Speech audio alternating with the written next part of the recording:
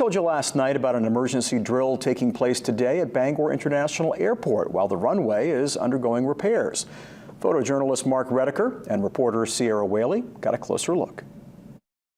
Here at the Bangor International Airport, local officials are collaborating for the full-scale emergency exercise. And luckily, we got to get a sneak peek at all of the action. Let's go.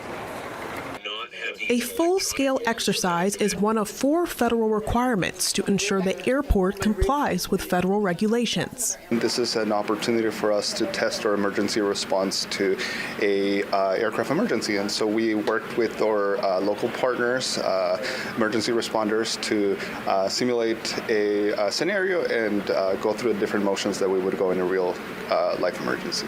The test scenario involved 2 aircrafts that collided with each other, triggering a fire. It was an informative scenario for Northern Light health officials in attendance, especially since they recently teamed up with the Red Cross. They tested their response to patients on the plane who were perhaps unresponsive. Concentrating a lot on communication, both at the hospitals as well as here at the airport.